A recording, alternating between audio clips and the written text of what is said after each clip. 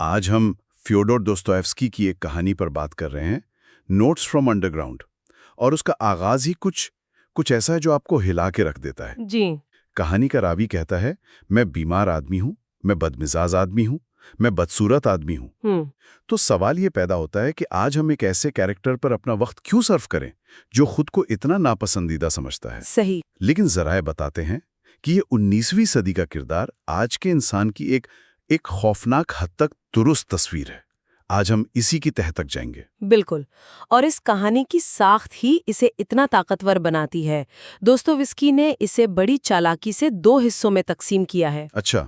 پہلا حصہ ایک طرح کی آپ کہہ سکتی ہیں کہ ذہنی الٹی ہے، ایک لمبی فلسفیانہ تقریر جہاں یہ کردار اپنے تمام عجیب و غریب خیالات ہمارے سامنے رکھتا ہے، اور پھر دوسرا حصہ آتا ہے جو ایک کہانی ہے اس کی زندگی کے کچھ واقعات کی۔ اور وہ واقعات اس کے فلسفے کو عملی طور پر دکھاتے ہوں گے۔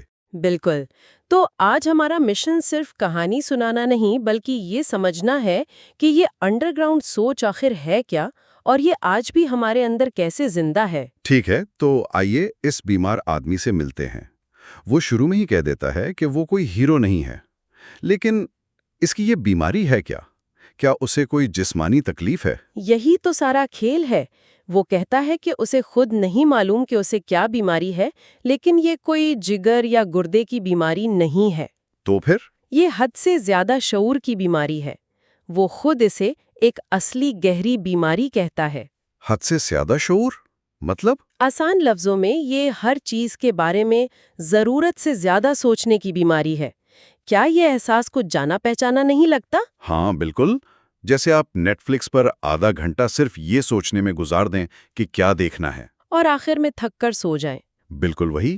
یہ ایک چھوٹی سی مثال ہے، لیکن دوستویفسکی اسی مفلوج کیفیت کو، اسی پیرالائسس کو پوری انسانی زندگی پر لاگو کر رہی ہیں۔ یہ تو بہت دلچسپ مثال ہے، یعنی اتنا سوچنا کہ عمل کرنا ہی ناممکن ہو جائے۔ اور اسی میں اس کا تضاد بھی نظر آتا ہے۔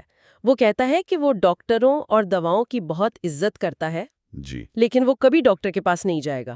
کیوں؟ صرف ضد میں؟ وہ کہتا ہے میرا لیور خراب ہے تو خراب ہونے دو۔ جی، یہ جان بوجھ کر خود کو تکلیف پہنچانے والا رویہ ہے۔ اور یہی اس کی پوری شخصیت کی بنیاد ہے۔ وہ 40 سال کا ہو چکا ہے اور وہ کہتا ہے کہ وہ زندگی میں کچھ بھی بن نہیں سکا۔ اس کا ایک مشہور جملہ ہے، میں تو کچھ بن ہی نہیں سکا، نہ اچھا نہ برا، نہ ہیرو نہ کیڑا۔ واہ! وہ ہر چیز کا اتنا تجزیہ کرتا ہے کہ کوئی بھی انتخاب ناممکن ہو جاتا ہے۔ اگر وہ اچھا بننے کی کوشش کرتا ہے تو اس کا ذہن اسے بتاتا ہے کہ اس کے پیچھے کوئی خود غرضی ہے، اور اگر برا بنتا ہے تو اسے احساس جرم ہوتا ہے۔ اس لیے وہ کچھ نہ کرنے کا انتخاب کرتا ہے اور اپنی اس بے عملی کو ہی اپنی ذہانت کا ثبوت سمجھتا ہے۔ ٹھیک ہے، تو وہ عمل کرنے سے قاصر ہے کیونکہ وہ بہت زیادہ سوچتا ہے، لیکن اس کی اصل لڑائی کس چیز سے ہے؟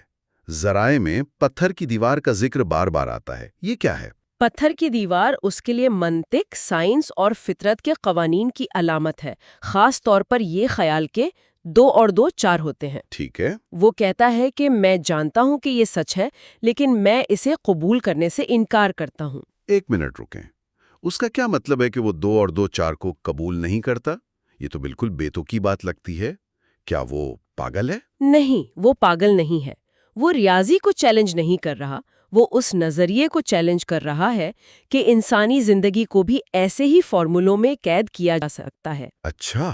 19ویں صدی میں یہ خیال بہت عام تھا کہ اگر انسان کو اس کے فائدے کی بات سمجھا دی جائے تو وہ ہمیشہ منطقی اور صحیح فیصلے کرے گا۔ اور یہ کردار کہتا ہے یہ بکواس ہے۔ بالکل، اس کے نزدیک انسان کی سب سے قیمتی چیز اس کی آزاد مرضی ہے۔ آزاد مرضی؟ یعنی کچھ بھی منتخب کرنے کا حق، چاہے وہ انتخاب اس کے لیے کتنا ہی احمقانہ یا نقصان دہ کیوں نہ ہو۔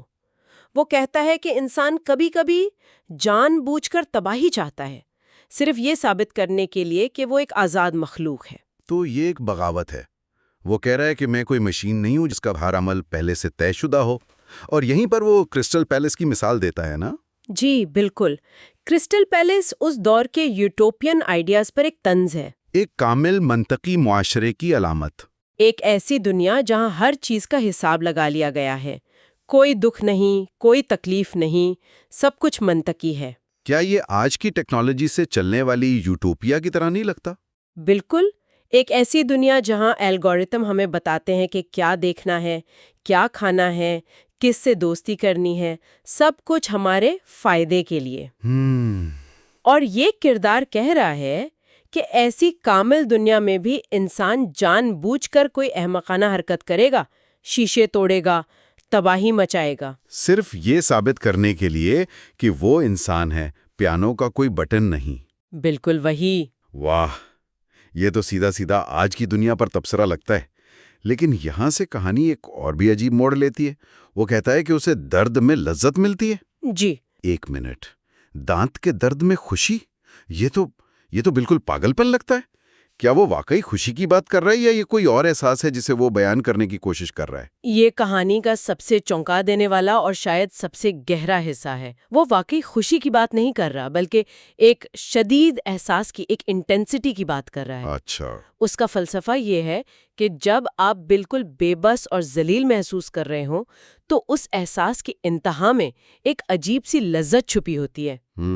وہ کہتا ہے کہ ایک عام ان پڑھ آدمی سیدھے سادے طریقے سے کراتا ہے، لیکن ایک پڑھا لکھا باشعور آدمی جب کراتا ہے تو اس کی کراہوں میں ایک زہر ہوتا ہے۔ اور اسی زہر میں سارا مزہ ہے۔ جی، اسی زہر میں سارا مزہ ہے۔ تو یہ اپنی تکلیف کو پوری شدت سے محسوس کرنے کا عمل ہے۔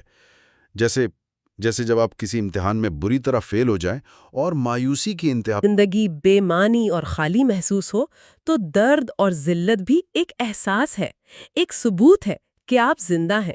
یہ کردار کہتا ہے مایوسی میں سب سے گہری خوشیاں چھپی ہوتی ہیں، اور اسی لیے وہ جان بوجھ کر خود کو ایسی صورتحال میں ڈالتا ہے جہاں اسے ذلت محسوس ہو، تاکہ وہ کچھ محسوس کر سکے۔ یہ سب فلسفہ تو بہت دلچسپ ہے، لیکن ایک ایسا شخص جو یہ سب سوچتا ہے وہ حقیقی زندگی میں کیسا ہوگا؟ مطلب اس کے دوست ہیں، وہ لوگوں سے کیسے ملتا ہے؟ مجھے لگتا ہے کہانی کا دوسرا حصہ ہمیں یہی دکھاتا ہے۔ جی ہاں، دوسرا حصہ اس فلسفے کا عملی مظاہرہ ہے۔ یہاں دو واقعات بہت اہم ہیں۔ پہلا ایک آفیسر کا ہے۔ اچھا؟ ایک دن ایک آفیسر اسے ایک بار میں دھکا دے کر راستے سے ہٹا دیتا ہے اور اس پر توجہ تک نہیں دیتا، جیسے وہ کوئی کیڑا مکوڑا ہو۔ یہ بات اسے اتنی چبھتی ہے کہ وہ سالوں تک اس سے بدلہ لینے کا منصوبہ بناتا ہے۔ سالوں تک ایک چھوٹے سے دھکے کے لیے؟ اور اس کا بدلہ کیا تھا؟ کیا اس نے اسے لڑائی کے لیے چیلنج کیا؟ نہیں، یہی تو اس کی نفسیات کا کمال ہے۔ سالوں کی منصوبہ بندی، پیسے ادھار لے کر ایک نیا اوور کوٹ خریدنا، اور اس کا عظیم منصوبہ صرف اتنا تھا کہ وہ دوبارہ اس آفیسر کے سامنے جائے گا اور اس بار پیچھے نہیں ہٹے گا؟ جی، بلکہ اس سے کندھا ٹکرائے گا، اور آخر کار وہ ایسا کرنے میں کامیاب ہو جاتا ہے۔ اور اس کے لیے یہ ایک بہت بڑی فتح ہے۔ بہت بڑی۔ یہ ایک چھوٹی سی بے وقع حرکت ہے، لیکن اس کی اپنی اندرونی دنیا میں اس نے اپنی عزت واپس پا لی۔ یہ تو بے وقت بہت مزاحیہ اور افسوسناک ہے۔ اس نے سالوں صرف اس لیے لگا دیے کہ وہ کسی کو دکھا سکے کہ وہ بھی موجود ہے، چاہے صرف ایک کوندا ٹکرا کر ہی صحیح۔ بالکل۔ اور دوسرا واقعہ، وہ ڈنر پارٹی والا، وہ تو اس سے بھی زیادہ ذلت آمیز ہے۔ جی، وہ زبردستی اپنے ایک پرانے اسکول کے ساتھی شویریکوف کی الوداعی پارٹی میں چلا جاتا ہے، جس سے وہ نفرت کرتا ہے اور جسے باقی سب پسند کرتے ہیں۔ تو وہ وہاں جاتا کیوں ہے؟ صرف اس لیے کہ کوئی اس پر توجہ دے۔ وہ وہاں سب کی توہین کرتا ہے، بحث کرتا ہے، لیکن سب اسے نظر انداز کر دیتے ہیں۔ وہ ایک کونے میں کھڑا رہتا ہے، جیسا کہ وہ لکھتا ہے، میں رات 8 بجے سے 11 بجے تک میز سے چولہے اور چولہے سے میز تک مسلسل چکر لگاتا رہا، لیکن کوئی اس سے بات نہیں کرتا۔ یہ اس کے لیے ناقابل برداشت ذلت ہے۔ جی۔ تو وہ تسلیم کیا جانا چاہتا ہے، لیکن اس کے طریقے اتنے عجیب ہیں کہ وہ خود کو مزید الگ تھلگ کر لیتا ہے۔ کیا یہ کردار آج کے انٹرنیٹ ٹرول کی ایک ابتدائی شکل نہیں ہے؟ یہ ایک بہترین موازنہ ہے۔ وہ شخص جو آن لائن اپنی ناکامیوں کا مذاق اڑاتا ہے تاکہ کسی اور کے کچھ کہنے سے پہلے خود کو ہی ذلیل کر لے۔ بالکل۔ یہ خود کو محفوظ رکھنے کا ایک عجیب طریقہ ہے جو آج ہمیں ہر جگہ نظر آتا ہے۔ وہ اپنی اندرونی دنیا میں پناہ لیتا ہے، جہاں وہ خود کو ایک ذہین اور غلط سمجھا گیا ہیرو سمجھتا ہے، جبکہ باہر کی دنیا اسے نظر انداز کرتی رہتی ہے۔ اور اس ذلت آمیز ڈنر کے بعد کہانی اپنے کلائمیکس پر پہنچتی ہے جب وہ لیزا سے ملتا ہے۔ جی، لیزا جو ایک نوجوان طوائف ہے۔ ہاں، وہ اس پارٹی سے بھاگ کر ایک کوٹھے پر جاتا ہے اور وہاں لیزا سے ملتا ہے، اور وہاں اپنی ذلت اور بے بسی کے عالم میں وہ ایک نجات دہندہ کا روپ دھار لیتا ہے۔ اچھا، وہ لیزا کو ایک جذباتی کتابی بھاشن دیتا ہے کہ زندگی کتنی بری ہے اور ایک اچھے خاندان کی محبت کیا ہوتی ہے۔ وہ اسے اپنا پتہ دیتا ہے اور کہتا ہے کہ وہ اس کے پاس آ سکتی ہے۔ لیکن وہ یہ سب خلوص سے نہیں کر رہے ہیں نا، اس کا مقصد لیزا کو بچانا نہیں ہے۔ بالکل نہیں، وہ صرف اپنی طاقت کا کھیل کھیل رہا ہے۔ ڈنر میں وہ بے بس تھا، یہاں لیزا اس سے زیادہ کمزور ہے۔ تو وہ اسے رلا کر خود کو طاقتور محسوس کرنا چاہتا ہے۔ جی بالکل، وہ بعد میں خود اعتراف کرتا ہے، مجھے طاقت چاہیے تھی، میں چاہتا تھا کہ تم رو۔ یہ سب ایک کھیل تھا اپنی انا کو تسکین دینے کے لیے۔ اور پھر وہ کھیل الٹا پڑ جاتا ہے، لیزا واقعی اس کے پاس آ جاتی ہے۔ ہاں، اور یہ کہانی کا عروج ہے۔ جب لیزا اس کے خستہ حال غریب اپارٹمنٹ میں آتی ہے تو اس کا سارا ڈرامہ ختم ہو جاتا ہے۔ وہ اپنی اصلیت کے ظاہر ہونے پر خوفزدہ ہو جاتا ہے۔ اور پھر وہ کیا کرتا ہے؟ وہ غصے میں اس پر چیختا ہے، اسے بے رحمی سے بتاتا ہے کہ وہ صرف اس کا مذاق اڑا رہا تھا اور اس کی باتوں کا کوئی مطلب نہیں تھا۔ وہ اسے ہر ممکن طریقے سے ذلیل کرنے کی کوشش کرتا ہے۔ اور لیزا کا رد عمل کیا ہوتا ہے؟ وہ غصہ کرتی ہے؟ نہیں، اور یہیں پر کہانی کا سب سے غیر متوقع اور خوبصورت موڑ آتا ہے۔ لیزا اس کی توہین پر غصہ کرنے کے بجائے اس کے اپنے دکھ کو سمجھ جاتی ہے۔ وہ اس کی تنہائی اور تکلیف کو دیکھ لیتی ہے اور ہمدردی سے اسے گلے لگا لیتی ہے۔ اور یہ ہمدردی؟ یہ اس کے لیے کسی بھی توہین سے بڑی ذلت ہے۔ وہ کسی کی دیا کا پاتر نہیں بننا چاہتا، خاص طور پر اس لڑکی کی جس کو وہ خود سے کمتر سمجھتا ہے۔ یہ اس کے تکبر پر سب سے بڑا حملہ ہے۔ یہ تو دل دہلا دینے والا ہے۔ اسے محبت اور انسانی تعلق کا ایک حقیقی موقع ملا اور اس نے اسے جان بوجھ کر تباہ کر دیا۔ یہ سمجھنا مشکل ہے کہ کوئی ایسا کیوں کرے گا؟ کیونکہ حقیقی محبت اور ہمدردی اس کی انڈر گراؤنڈ کی محفوظ دنیا کو خطرے میں ڈال دیتی ہے۔ تو اس ذلت سے بچنے کے لیے وہ آخری اور سب سے بے رحمانہ قدم اٹھاتا ہے۔ جی، جب لیزا جانے لگتی ہے تو وہ اس کی ہتھیلی میں زبردستی کچھ پیسے رکھ دیتا ہے۔ یعنی وہ اس کے خالص انسانی لمحے کو ایک کاروباری سودے میں بدل دیتا ہے۔ بالکل، اسے واپس ایک طوائف کی سطح پر گرا دیتا ہے۔ اور لیزا پیسے وہیں پھینک کر چلی جاتی ہے۔ یہ اس کی حتمی ناکامی ہے۔ اسے حقیقی زندگی سے جڑنے کا ایک موقع ملا تھا، لیکن وہ اس سے بھاگ گیا۔ بالکل، اس نے کتابی آئیڈیلز اور حقیقی انسانی جذبات کے درمیان کتابوں کا انتخاب کیا۔ وہ اپنی اندرونی دنیا کے باہر کی زندگی کا سامنا نہیں کر سکا۔ تو آخر میں یہ سب ہمیں کہاں لا کر چھوڑتا ہے؟ خالص عقلیت کے خلاف بغاوت، حد سے زیادہ سوچنے کا مفلوج کر دینے والا اثر، اور ذلت کے ذریعے شناخت کی تلاش۔ یہ خیالات آج بھی اتنے ہی طاقتور ہیں۔ شاید آج پہلے سے بھی زیادہ۔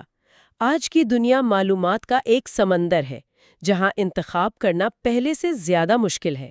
ہم سب سوشل میڈیا پر اپنی شخصیت کا ایک ڈرامہ پیش کرتے ہیں۔ بالکل، اس کردار کی طرح جو اپنی اندرونی دنیا میں خود کو ہیرو سمجھتا تھا۔ جی، یہ حقیقی زندگی سے کٹا ہوا محسوس کرنے کا احساس آج بہت عام ہے۔ کہانی کے آخر میں راوی کہتا ہے کہ ہم سب حقیقی زندگی سے کٹ چکے ہیں اور کتابوں کو ترجیح دیتے ہیں۔ آج ہم کتابوں کی جگہ اسکرینوں کو رکھ سکتے ہیں۔ وہ کہتا ہے کہ حقیقی زندگی ایک بوجھ ہے، ایک محنت طلب کام۔ اور یہی وہ سوال ہے جو میں سمجھتی ہوں کہ سامعین کے لیے چھوڑنا چاہیے۔ دوستویفسکی کا یہ کردار ایک صدی سے بھی پہلے یہ کہہ رہا تھا کہ انسان حقیقی زندگی سے ڈرنے لگا ہے۔ تو آخری سوال یہ ہے، کیا حقیقی زندگی واقعی ایک بوجھ بن گئی ہے؟ اور کیا ہم سب کسی نہ کسی طرح اپنے اپنے طریقوں سے اپنے ذاتی انڈر گراؤنڈ میں پناہ نہیں لیتے؟